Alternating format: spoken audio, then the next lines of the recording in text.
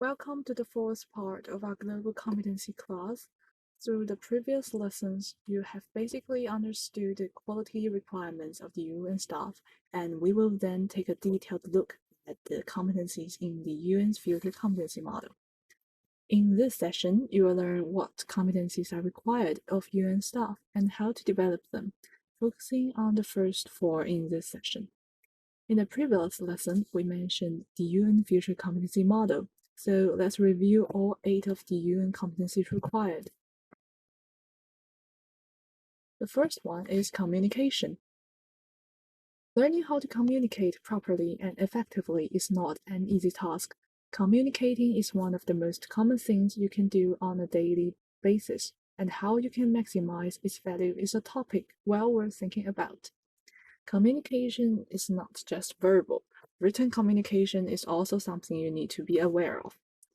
You are required to demonstrate this competency in your work when you try to participate in a team discussion and debates, preparing documents, reports, or correspondence, providing technical advice or support appropriate to your audience, either face-to-face, by telephone, by email, or in writing, delivering presentations to different audience, promoting ideas, or presenting a convincing case with the aim of influencing others. How to exercise this ability in our daily lives?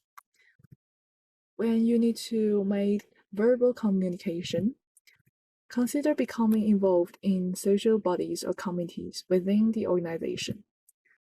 Consider committees and societies that involve verbal presentations and public speaking, such as debating societies, community groups, etc. Volunteer to act as spokesperson at meetings to get more practice. You could even volunteer to take on the secretarial role and take minutes. This should give you practice in summarizing ideas and conveying the meaning of decisions. After giving a verbal presentation, identify colleagues who are present, who are recognized within the organization as being effective communicators. Ask these people for feedback and attempt to incorporate their feedback into future verbal presentations.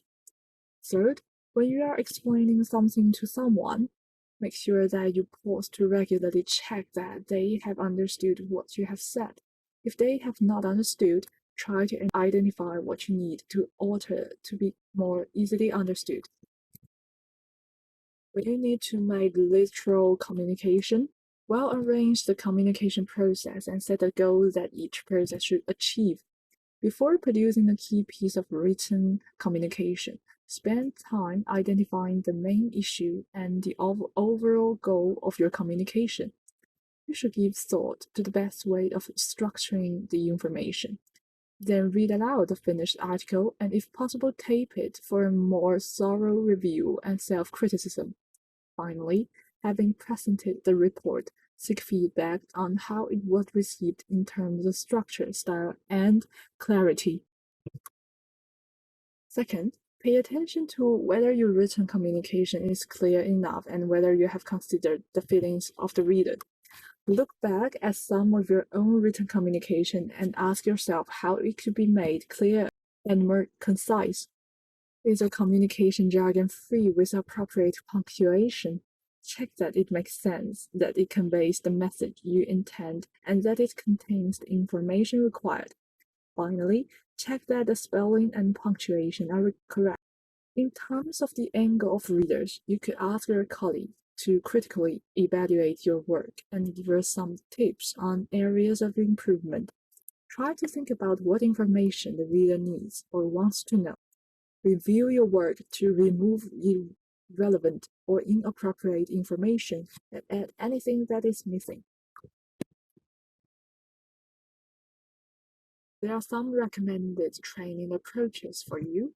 First, learn to imitate.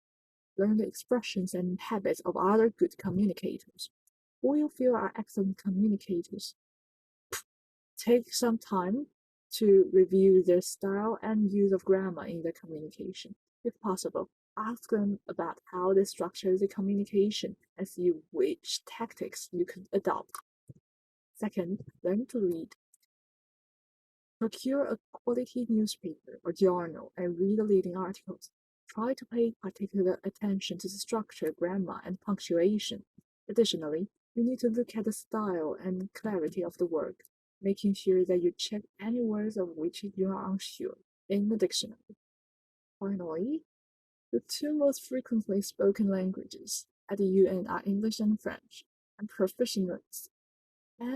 proficiency in one of these languages is essential to becoming a UN volunteer or staff. Second keyword is teamwork. The UN requires their staff to be proficient in teamwork skills.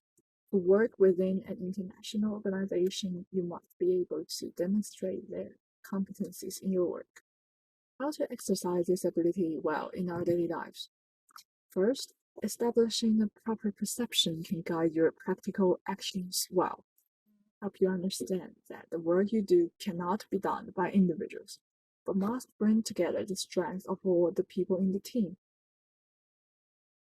Second, think carefully about the individuals who are part of your team and make an effort to understand their perspectives and update yourself about their particular tasks and responsibilities. To help you to understand their perspectives, you should consider their positions. Imagine how they see themselves and how they see you. Third, discuss with a mentor or colleague about your strengths and limitations with respect to teamwork. Make an action plan of specific goals that you identify in this. This is likely to include each strength or weakness and specific activities that you could take part in to improve them. You should try to use this as a basis to encourage you to make more positive contributions to team activity. Third competencies is planning and organizing. If you need to organize an event or plan a matter, this ability is essential. It also means that it is a comprehensive ability for scheduling, prioritizing matters. It can be used in the following situations. First, setting goals and targets for yourself or others, prioritizing the delivery of work, adjusting work or projects, organizing the time and resources, setting detailed project plans, monitoring the delivery of work against the plan, delivering one's own workload in an organized and time-efficient manner. How to exercise this ability in our daily lives? First, set clear deadlines for each process of your project. Next time you have an assignment to complete, make an effort to ensure that there's a clear deadline. It is important that you make an indication of the time that you think will be necessary for completing the work. Try to stick to this time allocation. Second, consider listing all of the resources that you might need to achieve your goals and targets at work. Then write against each the key people within the organization who can help you to achieve this. Third, consider creating a step-by-step action plan for achieving each of the goals that you have set yourself. Detail exactly what you have to do, develop, and the difficulties that you will have to overcome to achieve these goals. Fourth, when you are in the process of delegating tasks, it is important that you clearly identify the goals that are to be achieved. Make sure that you communicate this to the people concerned. Check that they are clear about what is required. Fifth, before starting out on a complex project, consider what elements of the project could go wrong or otherwise fail to be delivered. Draw up, with the help of your manager, contingency plans to overcome these possible problems. The fourth competency is relevant to accountability. Responsible is a very important ability in any job, and being able to take responsibility depends on your attitude towards your work and your ability. There is a Chinese saying that the greater the ability, the greater the responsibility. This is also an indispensable competency in international organizations, which have a clear definition of responsibility. How to improve this competency? Accountability is ultimately a moral issue, and people without accountability cannot be fully trusted in either life or work. I believe that every point into this course, you must have this ability. Of course, It is also very important to evaluate yourself further.